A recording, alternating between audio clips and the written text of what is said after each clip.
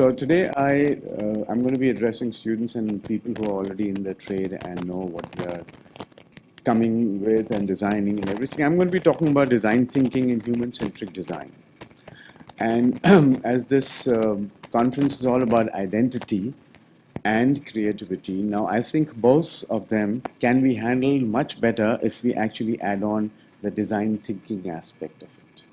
It's the most important, and if we incorporate it into our day-to-day life, I mean, we already are creating our own identity, and I think we are already getting more creative than what the so-called, as ma'am just mentioned, about textbooks and things like that. So, and it's so simple. All we need to understand, and especially for the people who are dwelling in the field of design, to actually imbibe this very, very importantly. And I keep telling the students that I teach, the people that I consult with, that, it's very important that when you're thinking of design and when you're thinking of design thinking in human-centric design, it's very important that you start to talk to the users first. Now, when we are talking about talk to the users, besides actually interacting with them, you also need to step into their shoes and talk to yourself and figure out, if I'm a user, how do I think I can improve upon whatever's existing and whatever is happening. And then also it's very important to empathize with them. Now, we all know what is empathy, and unless we empathize, we cannot really figure out the actual root cause of the problem and how we can improve upon it.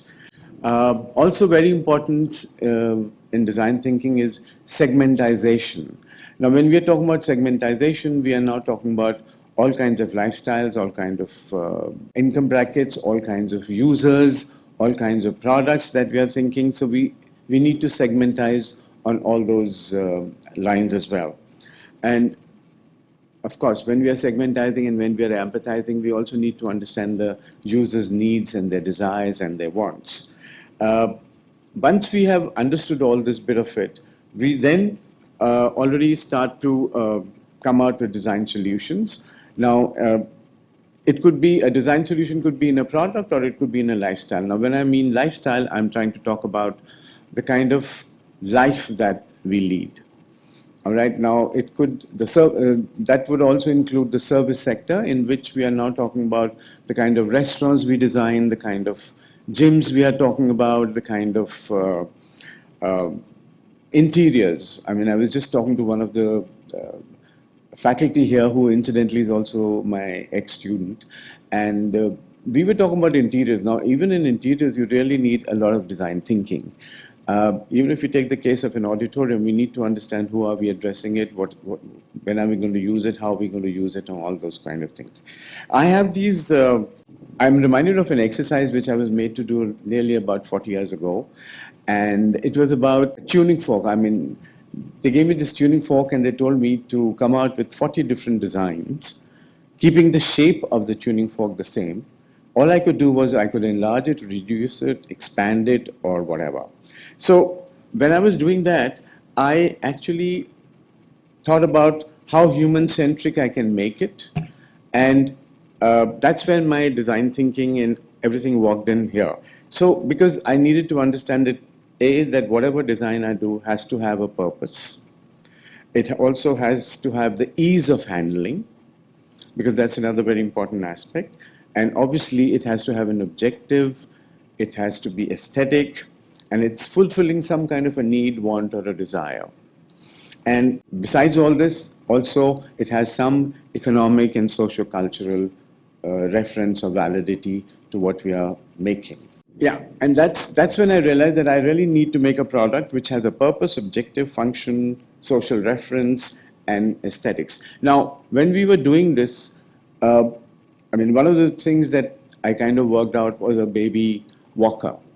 So all I did was, because the basic shape remaining the same, all we did was we added wheels and we were pushing it. Now, depending on what kind of a baby walker we could make, that would satiate a need or a desire or a want of a certain segment of a society.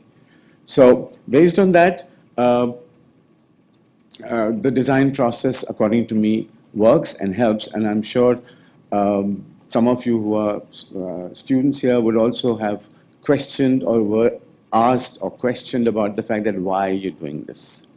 And you really need to understand the logic behind the whole thing. And there's a very interesting thing that I personally feel, within our personality, we have an adult and a child and a parent.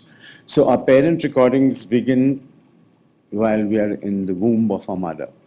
And that's been proved with not just Abhimanyu, the Chakravyuh thing that we are talking about, but I actually tried it with my own daughter when she was, we were expecting her, and I said, let me give it a try and see how it works. And I would speak to her at a given point of time, and the tone and the kind of words.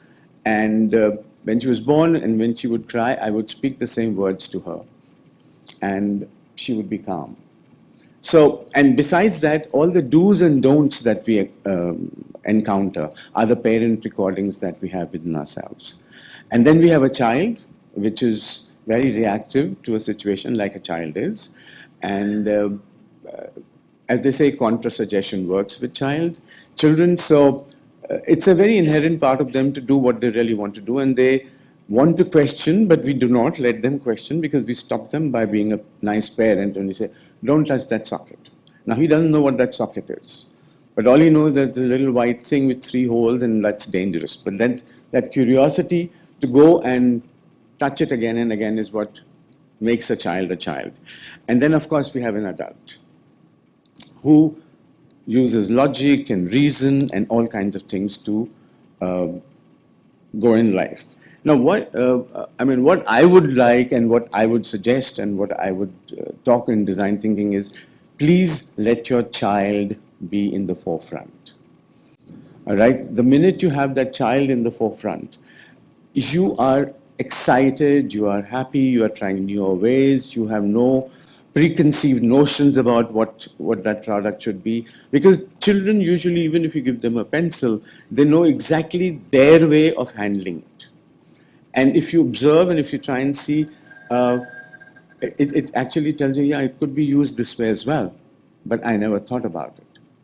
So that's a very, very, so what it also tells us is that they think more divergently than a normal adult would. And that's another very, very important aspect of design thinking. And also, we as designers, I read it somewhere and I loved it, so I've kind of copied it down. It says, we as designers ask questions no one else would generally ask, because we still have that little child, the curiosity, the creativity that we have in us. And he says, because we apply design sense or design common sense, which is not so common. Which I thought was a beautiful line to say that, it's not. And it said, because we are wired differently and we love it.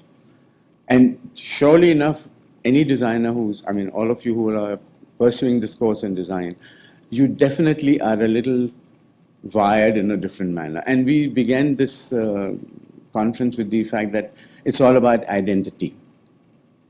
And design thinking also helps you to create your own identity.